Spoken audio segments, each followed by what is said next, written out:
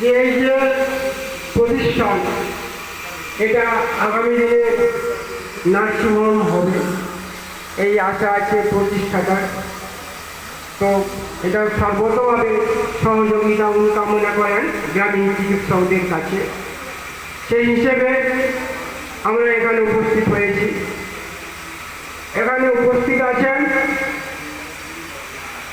রে polyclinic and diagnostic সেন্টারের প্রতিষ্ঠাতা সাইফুল কাজী সাহেব, এবং উপস্থিত আছেন আমাদের এই এলাকার পিএমসিআই সদস্য শ্রদ্ধেয় মোহনলাল রানা মহাশয়, এবং উপস্থিত আছেন আমনহান্ডা অঞ্চলের দায়িত্বপ্রাপ্ত সদস্য ইউনুস আলী খান সাহেব মহাশয়, এবং সামনে সকলে উপস্থিত আছেন আমার পিএমসিআইয়ের সদস্য বন্ধুগণ। সকলকে জানাই আন্তরিক অভিনন্দন, প্রীতি ও শুভেচ্ছা। আপনারা জানেন, আমরা সকলেই জানি যে আমরা হচ্ছি এ ক্লাস সিটিজেন। ডাক্তার এবং মাস্টার এরা হচ্ছে এ ক্লাস সিটিজেন। ডাক্তারের সঙ্গে আমাদের সকলকে বলে কি ডাক্তার বাবু, আর মাস্টারকে মশাইদেরকে সকলকে বলে মাস্টার মশাই। আমাদের কিন্তু সম্মান একটা আলাদা জায়গা, সেইভাবে আমাদেরকে চলতে হবে এবং আমাদের ক্যারেক্টার ঠিক সেইভাবে হওয়া উচিত। সেই সম্মানটা আমরা পাওয়ার যোগ্য, সেইভাবেই আমাদের চলতে হবে।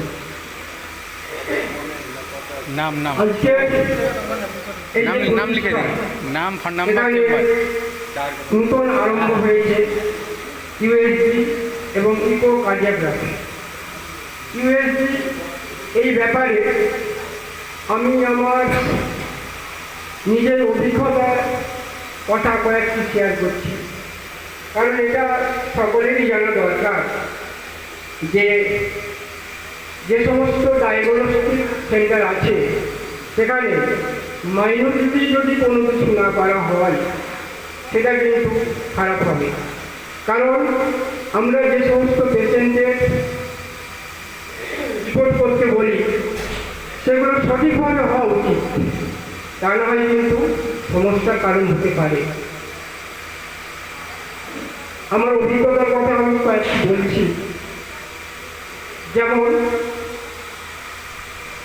একটা পেশেন্ট আমি দেখেছিলাম, পেটের যন্ত্রণা হচ্ছে, প্রেগনেন্সি আছে। গিয়ে দেখলাম এটা পাশেরই গ্রাম, এই গ্রামে গোপালনগরের আব্দুল হাইয়ের বৌমা, ওনাকে আমি দেখেছিলাম। দেখার পরে পেটের যন্ত্রণা যখন না কমলো আমি বললাম ওনাকে পাইকপাড়ি হাসপাতালে নিয়ে গেল। পাইকপাড়ি হাসপাতালে নিয়ে যাওয়ার পরে ওখানে ডাক্তারবাবু দেখলো, দেখার পরে ইউএসজি করতে বলল। সামনে ইউএসজি ছিল, আপনারা সকলেই জানেন নামটা হয়তো, বরুণানন্দ। ওখানে ইউএসজি করলো, করার পরে ওখানে রিপোর্টটা দিল সিঙ্গেল বেবি। তারপরে ওই অ্যাডমিশন দুদিন থাকার পরে পেশেন্টের যখন পেন না কমলো তখন সেখান থেকে তমলুকে রেফার করে, এবং তমলুকে সেই পেশেন্ট গিয়ে দুদিন থাকলো। সেখানকার ডাক্তারবাবু আবার একটা ইউএসজি করতে বললেন। তো পেশেন্ট পার্টি বলে একটা ইউএসজি করেছি, আবার ইউএসজি করবো কেন ডাক্তারবাবু? বলছে না, করেই যাচ্ছে। তারপরে ইউএসজি করা হলো, তাকে দেখা গেল টুইনে দেখে। তাহলে এটা কী করে সম্ভব বলুন তো? যেখানে কম্পিউটারে ইউএসজি হচ্ছে, দুটো বাচ্চাকে একটা বাচ্চা দেখাচ্ছে, এটাও একটা ইউএসজি আর সেটাও একটা ইউএসজি। অতএব যারা করবে তারা যদি ঠিক মতো কম্পিউটার অ্যাপ্লাই না করতে পারে তাহলে রিপোর্ট সেই রকমই হবে, আর তার উপর ভিত্তি করে আমাদের ঠিক না, তাই তো নাকি? রিপোর্টটাই তো আসল, আমরা তো আন্দাজে কিছু করতে পারবো না, এটা একটা কারণ। আরেকটা পেশেন্টের কথা বলছি, আমাদের বাড়ির সামনে নুর ইসলাম খান বলে একটা পেশেন্ট, ওনাকে আমি দেখছিলাম। পেটের যন্ত্রণা প্রচণ্ড হচ্ছে, ইঞ্জেকশন ওষুধপত্র দেওয়ার পরে পেনটা সাবসাইড হয়ে গেল। আমি বললাম একটা ইউএসজি করে নিই, তো আমি ভালো জায়গা থেকে করাবো। তো ওনাকে বলেই দিয়েছিলাম যে ভালো জায়গা থেকে করাবে। ওনারা কিন্তু আমাকে বলেছিল যে আমরা বরুণানন্দ থেকে করাবো, ওখানে কিছু টাকা কম নেই।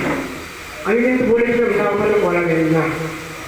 তারপরে ওখানে করানোর পরে দেখা গেল রিপোর্ট নর্মাল, কোনো সমস্যা নেই। তার ঠিক 10 দিন পরে সেই পেশেন্টটা প্রচণ্ড পেটের যন্ত্রণা, নার্সিংহোমে নিয়ে ভর্তি করা হলো। তার গলব্লাডারে ইনফেকশন হয়ে গিয়েছিল, ক্যালকুলাস থাকার জন্য। নার্সিংহোমে ভর্তি করার পরে তাকে আবার পাঠিয়ে দেওয়া হলো ইউএসজি করতে অরতে। সেখানে দেখা গেল তার গলব্লাডারে ক্যালকুলাস নেই। তাহলে সমস্যাটা এই জায়গায়, যেগুলো করতে হবে ভালো ডাক্তারবাবুকে দিয়ে করতে হবে এবং রিপোর্টটা যেন জেনুইন হয়, এটা অবশ্যই আমরা কামনা করি। আর একটা পেশেন্টের কথা বলছি, রাইনা একটা পেশেন্ট, আব্রাহামের ওয়াইফ। তার ওয়াইফের প্রেগনেন্সি ছিল।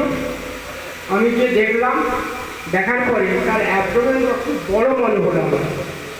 তো আমি দেখে বললাম যে একবার একজন গাইনি ডাক্তারকে দেখে নিন, এই অ্যাবডোমেনটা খুব বড় লাগছে, তো দেখে নিন। তো উনি নিয়ে গেলেন ডক্টর বেলাল হোসেন সাহেবের কাছে। নিয়ে যাওয়ার পরে আমাকেও সঙ্গে করে নিয়ে গেল পেটের বাড়ি, আপনিও সঙ্গে করি, আমিও গেলাম বাধ্য হয়ে।